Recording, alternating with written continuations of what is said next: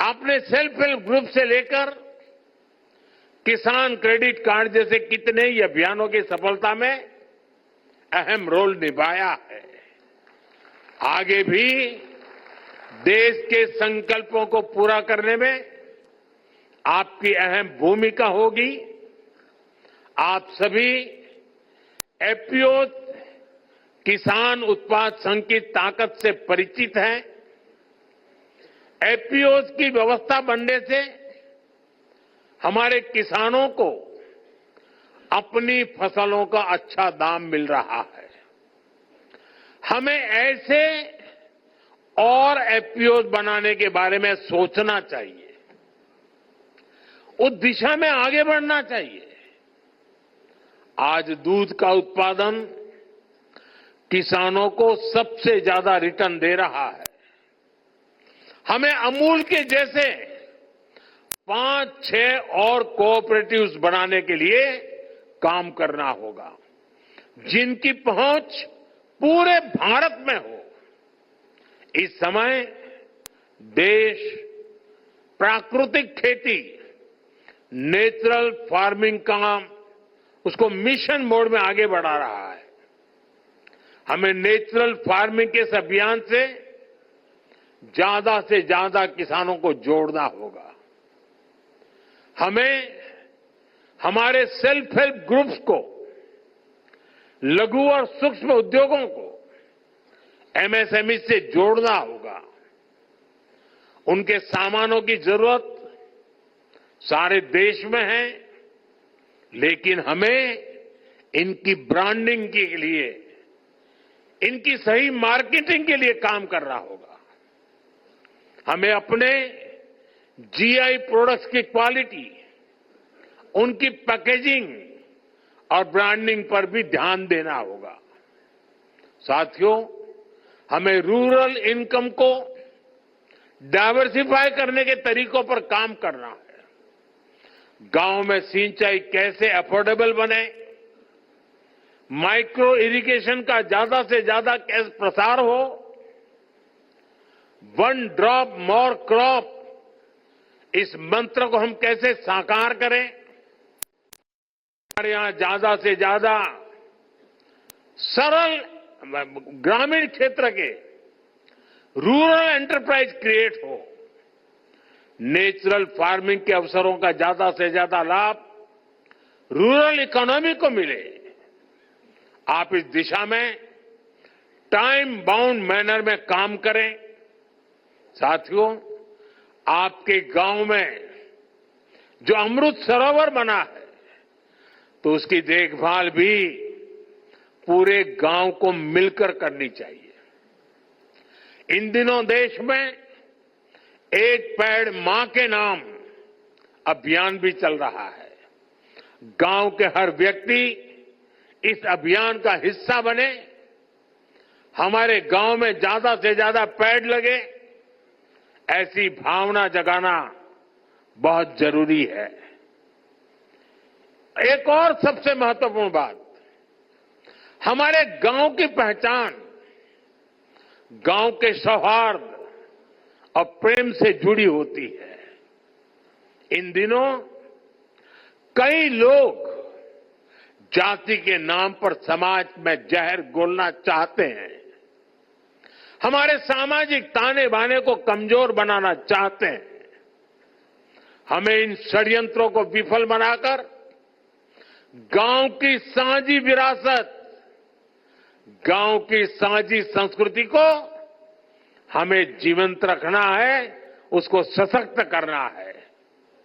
भाइयों बहनों, हमारे ये संकल्प गांव गांव पहुंचे, ग्रामीण भारत का ये उत्सव गांव गांव पहुंचे, हमारे गांव निरंतर सशक्त हो, इसके लिए हम सबको मिलकर के लगातार काम कर रहा है।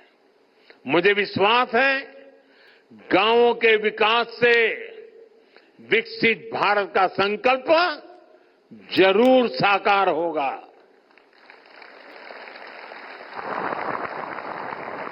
मैं भी यहां जीआई टैग वाले जो लोग अपने अपने प्रोडक्ट लेकर के आए हैं, उसे देखने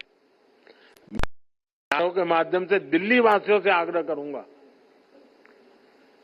कि आपको शायद गांव देखने का मौका न मिलता हो, गांव जाने का मौका न मिलता हो, कम से कम यहां एक बार आइए और मेरे गांव में सामर्थ्य क्या है जरा देखिए।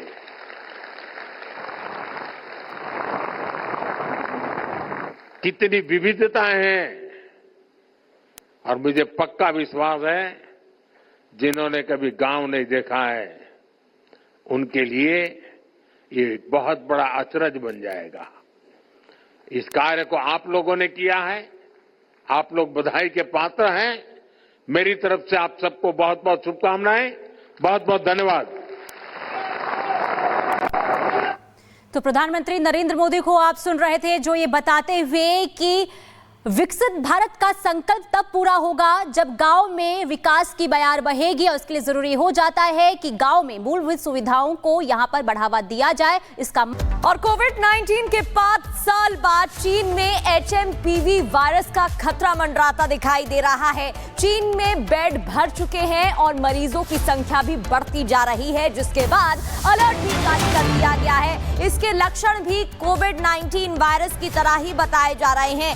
HMPV वायरस जो कि एक RNA वायरस ही है कोविड-19 की तरह और इसके लक्षण भी कोरोना वायरस जैसे ही हैं। इस वायरस का कहर अब चीन में देखने को मिल रहा है, जिसकी वजह से चीन में बेड भर चुके हैं, मरीजों की संख्या बढ़ती जा रही है। कोरोना की तरह ही ये वायरस भी फैलता जा रहा है और इसके संक्रमण के जो लक्षण हैं वो भी कोविड-19 वायरस की तरह ही है। तो HMPV वायरस का खतरा कोविड-19 के 5 साल बाद एक बार फिर से नए वायरस का संक्रमण फैलता हुआ नजर आ रहा है। इसके लक्षण कोरोना वायरस की तरह ही हैं और एक के बाद एक मरीजों की संख्या बढ़ती जा रही है।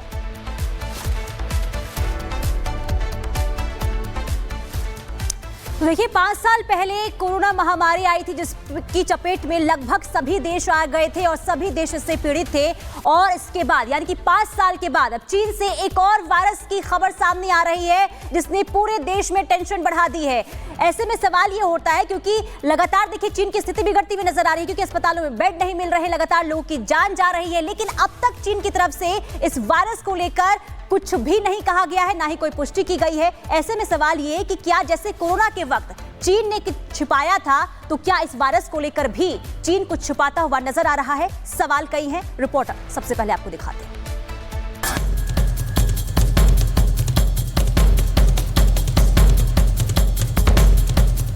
साल 2025 अभी शुरू ही हुआ है कि चीन के कई शहरों से डराने वाली तस्वीरें सामने आ रही है। चीन में नए साल की शुरुआत होते ही ऐसा वायरस फैल रहा है जिसने पूरी दुनिया को डरा कर रख दिया है। दावा किया जा रहा है कि ये उसी वायरस का एक नया म्यूटेशन है जिसकी पहली बार साल 2001 में पहचान हुई थी। इस नए वायरस को HMPV कहते हैं। इसका मतलब होता है ह्यूमन मेटानिमो वायरस इन्फेक्शन। इससे उत्तरी चीन के शहर सबसे ज्यादा प्रभावित हैं। इसमें चीन की राजधानी Beijing, Tianjin, Shanghai, Zhejiang, Hebei और ग्वांगझू शामिल है, जबकि दक्षिण और दक्षिण पूर्व के कुछ शहरों में भी अब ये वायरस तेजी से फैलना शुरू हो गया है। चीन के सोशल मीडिया में लोग दावा कर रहे हैं कि इस वायरस के कारण वहां के अस्पतालों में अब पैर रखने की जगह नहीं है। अस्पताल खचाखच भरे हैं और इस वायरस के कारण बहुत सारे लोगों की मौत की भी बातें कही जा रही है, लेकिन चीन की सरकार ने अब तक इस वायरस के बारे में किसी तरह की पुष्टि नहीं की है और उसकी ये चुप्पी अब भारत समेत पूरी दुनिया के लोगों को परेशान कर रही है। दुनिया को ये शक है कि चीन कोरोना वायरस की तरह ही कहीं इस वायरस को छिपाने की कोशिश तो नहीं कर रहा है। आप याद करिए कि कोविड से संक्रमण का पहला मामला 17 नवंबर 2019 को चीन के वुहान शहर में मिला था, लेकिन इसके बाद चीन ने कई हफ्तों तक ये बात दुनिया से छिपाकर रखी थी। आरोप है कि आज भी चीन यही कर रहा है। हालांकि चीन में फैले वायरस को लेकर भारत अलर्ट है। चाइना में मेटानिमो वायरस का एक आउटब्रेक है